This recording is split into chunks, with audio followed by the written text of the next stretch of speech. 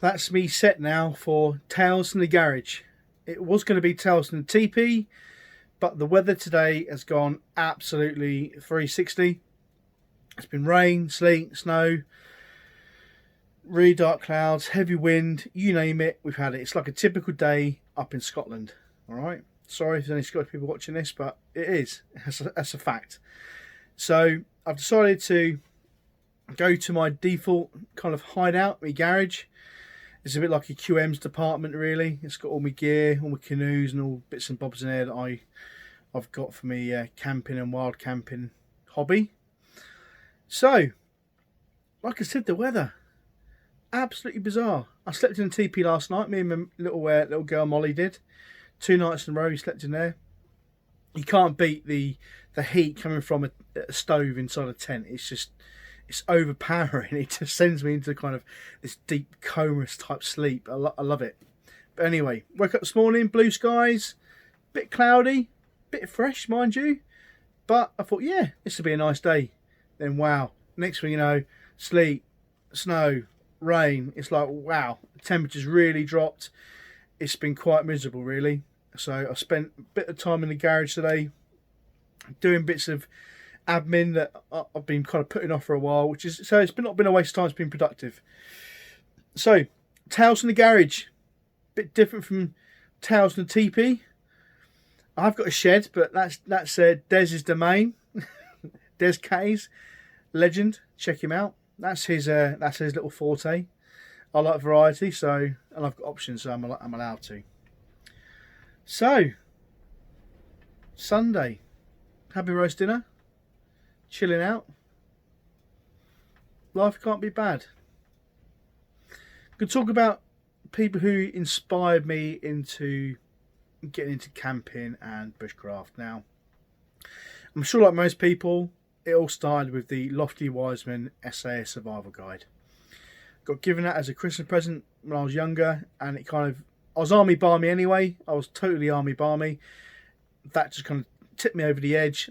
I love the outdoors. I've always been an outdoors person, even from when I was really young, and that kind of that tweaked the interest. I started to read it and go through it and try some things out. Then at that time, Ray Mears started to come onto the scene with I think it was Wild Tracks or something like that, one of his first little series on BBC. And again, that was the right time for me as well, because I was a teenager and I was an army cadet. So the two just kind of naturally go together. When we weren't doing army cadet stuff, me and mates would go out camping, practicing our skills as army cadets, practicing our bushcraft and camping skills. It was more camping, and bushcraft wasn't really a thing back then. It was more like camping. And then did my time in the military. Didn't do as much of it as I wanted to do, but there were still bits, elements of it. When I was on leave, I did stuff. Went to many places around the world. Did a lot of mountaineering.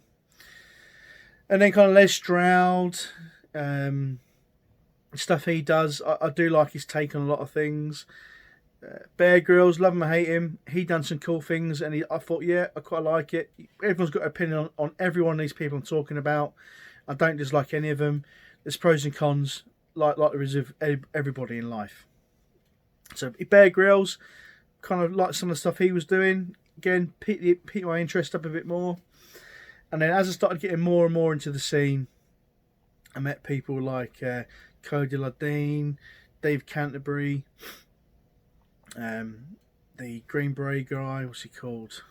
Mike Hawk, people like that. Went to the bushcraft shows and the wilderness gatherings. All this kind of stuff really just grabbed hold of me, and it did.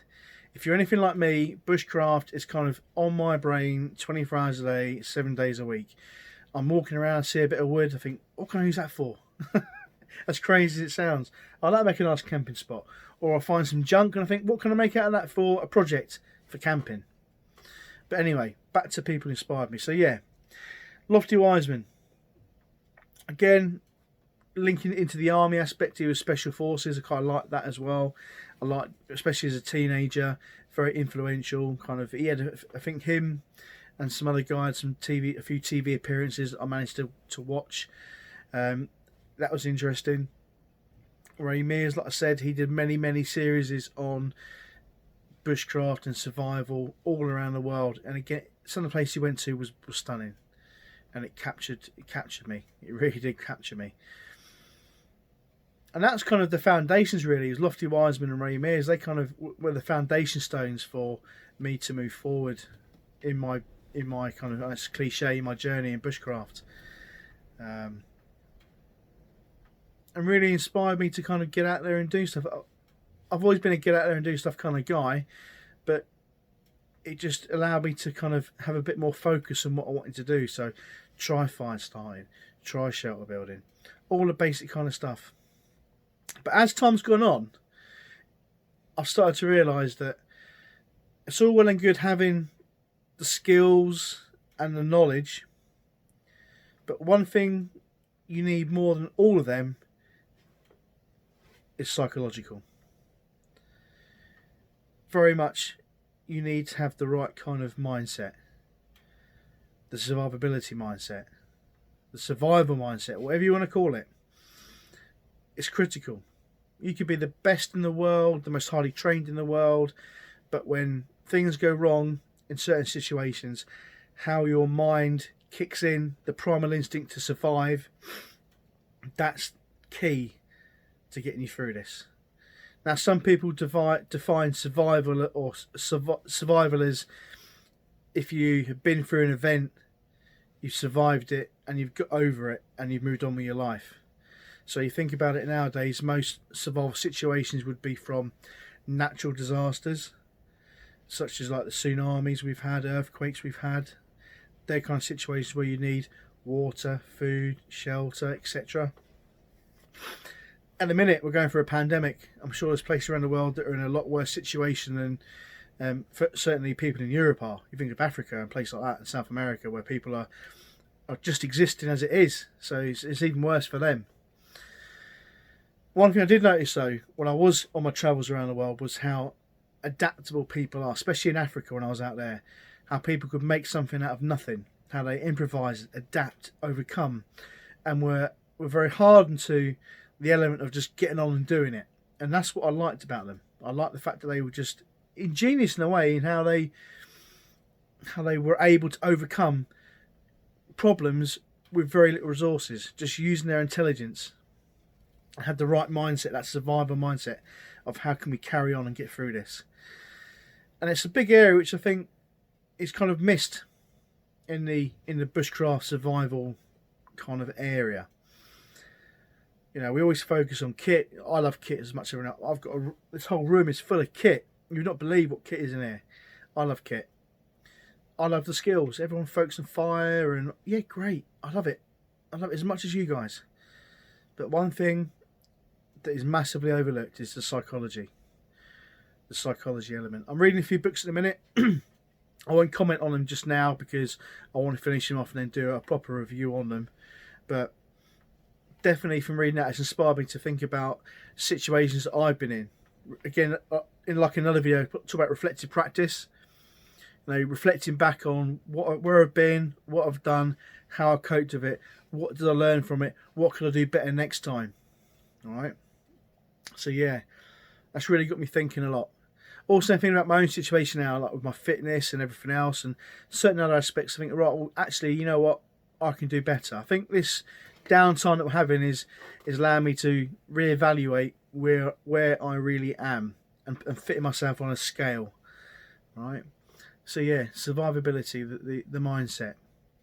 I've seen it myself. People that are very apt, very capable.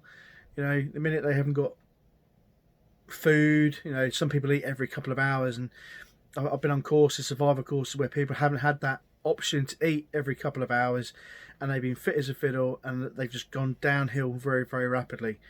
I've been in situations where I've had to rescue people in various different situations, and seen how they've adapted and how their psychology has been, both in the civilian world and in the military aspects as well.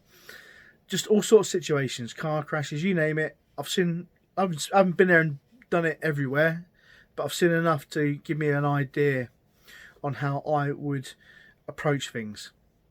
Again, with certain situations, you can't really comment until you've been in them yourself, because you don't really know how you will react to things.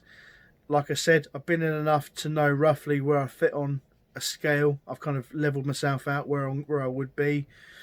I've seen enough to know that most things that I've been and done already have given me a good foundation again to move forward with that particular element. But having saying that, every situation is different. So yeah, psychology. One thing for you to think about, maybe, I don't know. Maybe sitting there thinking, God, this bloke's just waffling on for 10 minutes. Maybe I am. But certainly one thing to think about. There you go.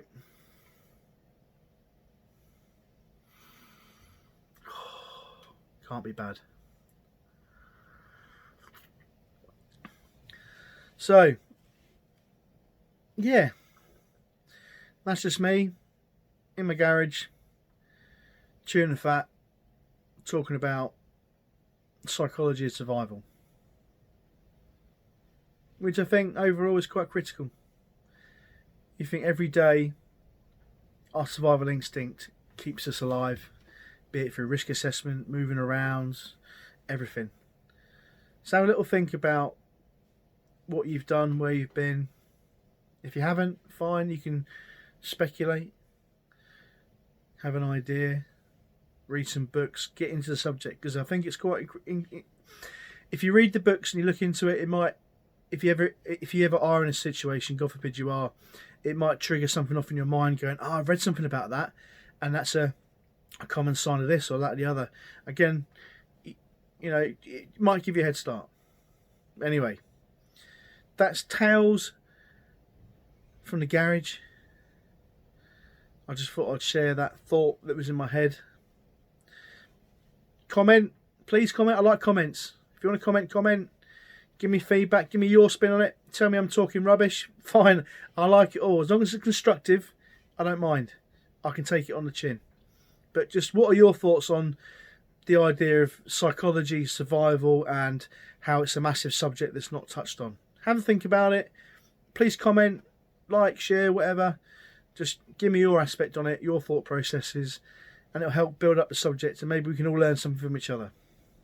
Anyway, that's enough of me waffling. Take care for now, and I'll see you tomorrow.